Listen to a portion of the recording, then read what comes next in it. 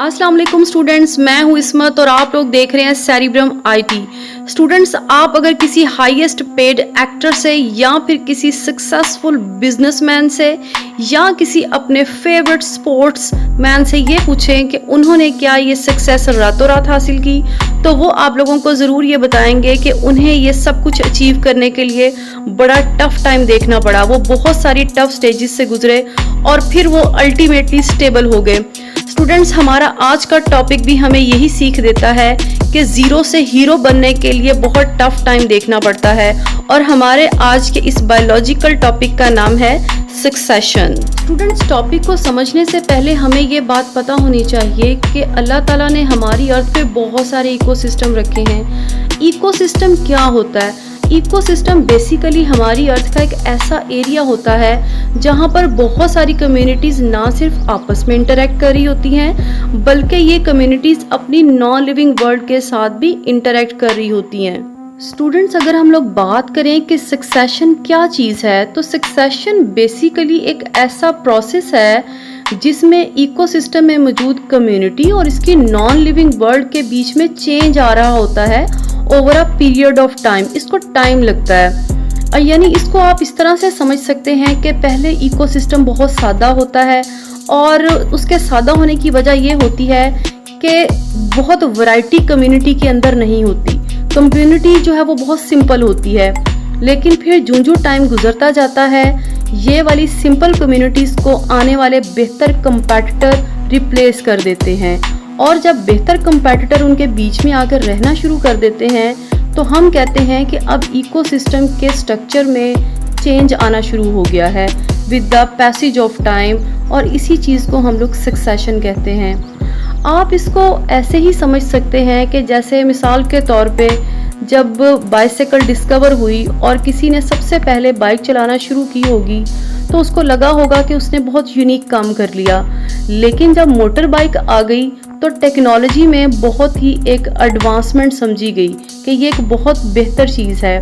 और जब कार आ गई तो फिर आप लोगों ने फील किया होगा, आप सब लोगों ने, कि ये चीज़ उन पहली दोनों चीज़ों पे भारी है, ये ज़्यादा कॉम्प्लेक्स और मॉडिफाइड है।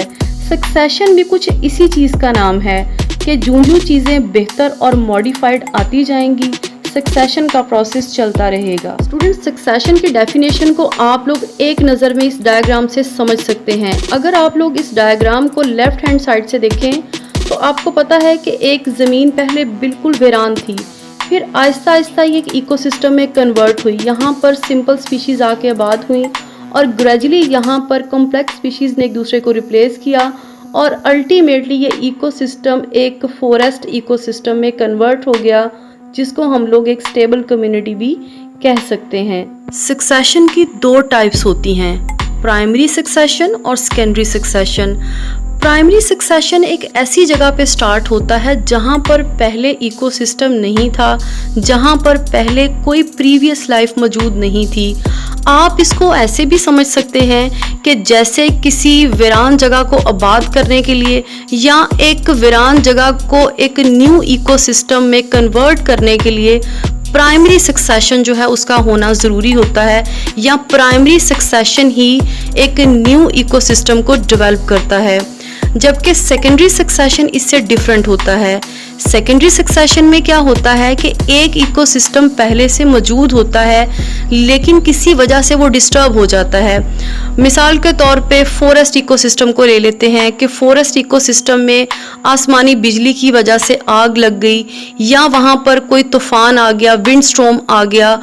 तो जब ये तूफान या फिर आसमानी बिजली की वजह से जो आग लगी है जब वो थम जाएगी तो आप लोग खुद सोचें कि थमने के बाद वहाँ पर कुछ सीड्स, कुछ प्लांट्स, कुछ एनिमल्स अभी भी वहाँ पर मौजूद होंगे, वो जिंदा बच जाएंगे। तो ऐसी जगह पर जब दोबारा से जो है सेकेंडरी सक्सेशन यहाँ पर आबाद करेगा लाइफ को, इकोसिस्टम को दोबारा से रवां दवा करेगा, तो हम फिर कहेंगे कि यहाँ पर कौन सा प्रोसेस हो रहा है, सेकेंडरी सक्सेशन। प्राइमरी सक्सेशन की भी दो टाइप्स होती हैं, जीरोसियर और हाइड्रोसियर। अगर प्राइमरी सक्सेशन किसी टेरेस्ट्रियल इन्वायरमेंट में स्टार्ट हो तो इसे बोलेंगे जीरोसियर, और अगर प्राइमरी सक्सेशन किसी वाटरी प्लेस में स्टार्ट हो जैसे ग्लेशियल पूल है तो तब हम इसको बोलेंगे हाइड्रोसीयर। स्टूडेंट्स एक बात याद रखिएगा कि प्राइमरी सक्सेशन की फर्स्ट स्टेज जिन स्पीशीज की वजह से स्टार्ट होती है उसे हम कहते हैं पायनियर स्पीशीज। ये बहुत सख्त जान होती हैं, जबकि प्राइमरी सक्सेशन की लास्ट स्टेज जिस कम्युनिटी की वजह से स्टेबल हो जाती है उस कम्युनिटी को हम लोग बोलते हैं क्लाइमेक्स कम्युनिटी। अब हम लोग बात कर लेते हैं stages of xerosere succession. Xerosere succession की पहली स्टेज को हम लोग कहते हैं क्रूस्टोज लाइकन स्टेज। क्रूस्टोज का मतलब होता है क्रस्ट ऑन द सबस्ट्रेटम।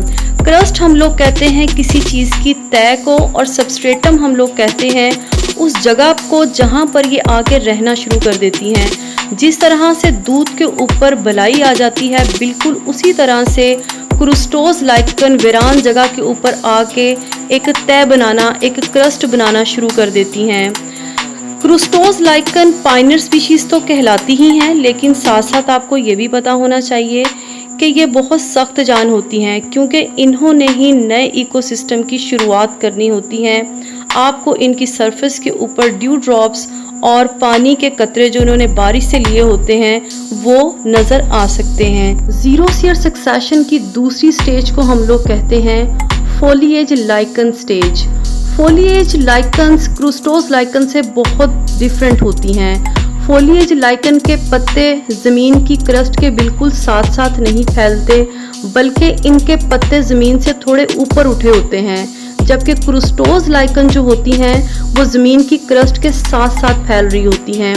क्योंकि इनकी हाइट जो होती है थोड़ी सी ज़्यादा होती है क्रूस्टोज लाइकन की निस्बत, लिहाजा ये उनके ऊपर अपना साया डाल रही होती हैं, और इनके साए की वजह से क्रूस्टोज लाइकन की ग्रोथ में कमी आना शुरू हो जाती है, और क्रूस्टोज लाइकन की डेथ की वजह से इनकी डेड बॉडीज ऑर्गेनिक मैटर बन जाती हैं, और इस ऑर्गेनिक मैटर की वजह से मिट्टी के अंदर मॉइस्चर और ह्यूमस की क्वांटिटी पहले से बढ़ जाती है। फोलिएज लाइकन ज़मीन के साथ एक पॉइंट के ज़रिए अटैच होती हैं और ऊपर से ये ज़मीन से उठी होती हैं। आप इसको ऐसे ही समझ सकते हैं कि जैसे दरख्त की ऊपर वाली ब्रांचेस तो बहुत ज़्यादा फैली होती हैं और वो ज़मीन को टच नहीं करती, लेकिन दरख्त सिर्फ एक स्टेम की वजह से ज़मीन को टच कर रहा होता है। जीरो सीयर सक्सेशन की थर्ड स्टेज को हम लोग बोलेंगे मॉस स्टेज। जैसा कि नाम से पता चल रहा है, अब बारी है मॉसिस की। मॉसिस अपनी हाइट के एतबार से, अपनी बॉडी स्ट्रक्चर के एतबार से फोलिएज लाइकन से बहुत बेटर होती हैं। तो फिर क्या होगा? वही होगा जो क्रूस्टोज लाइकन के साथ हुआ था। इनके आते ही फोलिएज लाइकन की तादाद कम होना शुरू हो जाएगी और इनकी डेड बॉडीज ऑर्गेनिक मैटर यानी ह्यूमस को ऐड करना शुरू कर देंगी मिट्टी के अंदर। स्टेज है हमारे पास हर्बेशियस स्टेज। हर्बेशियस स्टेज में क्या होता है कि बहुत सारी हर्ब जमीन पे आकर रहना शुरू कर देती हैं। इनकी भी बॉडी स्ट्रक्चर, हाइट, पत्ते, हर चीज मॉसिस से बेटर और कॉम्प्लेक्स होते हैं। तो फिर क्या होगा? वही होगा जो फोलिएज लाइकन्स के साथ हुआ था। मॉसिस की भी डेथ होना शुरू हो जाएगी क्योंकि इनके कंपेटिटर इनसे ज्यादा स्ट्रॉन्ग हैं। नंबर 5 पे हमारे पास आ जाती है श्रब स्टेज। श्रब अपने स्टेम की वजह से हर्ब्स की निस्बत बहुत स्ट्रॉन्ग होती हैं और ये अपनी स्ट्रेंथ का पूरी तरह से फायदा उठाते हुए मॉसिस की वहां से छुट्टी करवाना शुरू कर देंगी, और यही वजह होगी कि इनके आते ही बहुत सारी मॉसिस की पॉपुलेशन को अपनी जान से हाथ धोना पड़ेंगे, और वो जान से हाथ धोने के बाद बहुत सारा ऑर्गेनिक मैटर ऐड करती जाएंगी सॉइल के अंदर। जीरो सीयर सक्सेशन की लास्ट स्टेज जिस कम्युनिटी की वजह से एंड हो जाती है उसे कहते हैं क्लाइमेक्स कम्युनिटी। इसमें शामिल होते हैं बहुत सारे वुडी ट्रीज।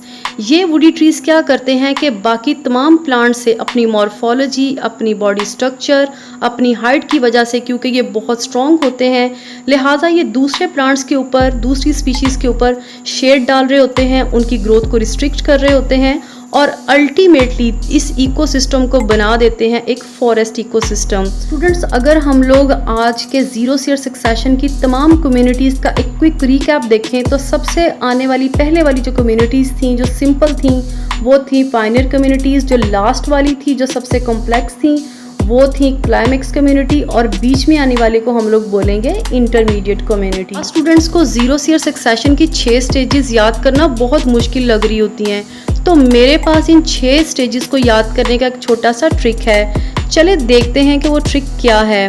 वो ट्रिक ये है कि काउ फॉर मिल्क और हार्ट शेप क्रीम केक। मैं उम्मीद करती हूँ कि मेरे इस ट्रिक से आप लोग ये 6 की 6 स्टेजेस को बड़े अच्छे से याद कर लेंगे। स्टूडेंट्स, बोर्ड के पॉइंट ऑफ व्यू से बात करें तो जो क्वेश्चन बहुत बार आ चुके हैं वो मैंने नोट करवा दिए हैं। आप इनको अच्छे से याद कर लीजिएगा और MCQ का आंसर मुझे कमेंट करके ज़रूर बताइएगा। ओके, अल्लाह हाफिज़।